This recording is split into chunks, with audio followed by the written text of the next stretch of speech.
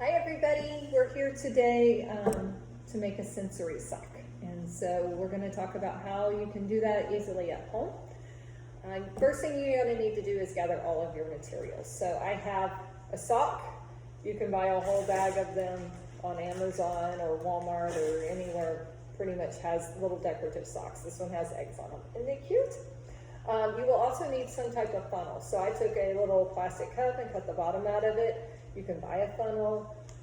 I've even used a paper plate and made it into a round circular thing and shoved it down in there and used that as my funnel. So you don't have to spend a whole lot of money to make that happen. You'll also need a cup to pour the rice inside the sock. And then of course you'll need some rice. All right, so step number one is going to be gather all the materials that we just talked about.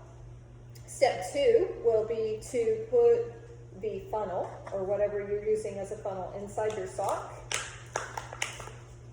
Sorry, I'm going to put those in there.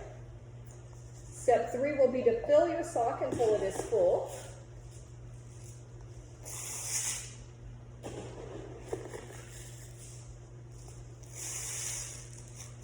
I'm going to shake it down a little bit because it helps the rice to go down to the bottom.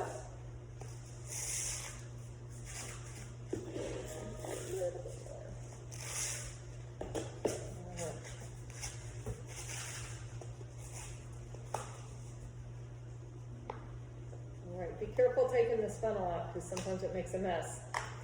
I have a foot, look at that. So I'm still going to go ahead and shake it down a little bit more. The next step is going to be to tie a knot. You can also use rubber bands to seal the sock. I feel like a knot is going to be a little bit more secure for longer term use. So that's your sensory sock.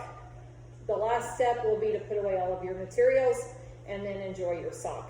This sock can be cooled. You can put it in your freezer and use it when you have a headache.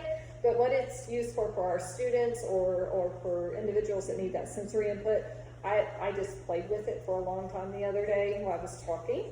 You can put it on your head and use it for a little bit of a weight, on their laps, maybe if they're riding to school on the school bus or in the car, just something to calm them and provide a little bit of a sensory input or a little bit of weight on their legs. So there's probably other uses. Those are just the ones that I know about. Okay, so let's review those steps real quick. Step one is going to be to gather all of your materials.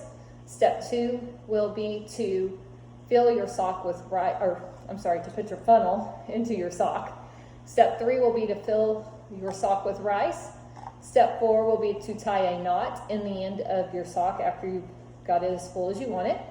And then step five will be to put all of your materials away. So I hope you enjoy your socks, and we'll see you again soon. Bye.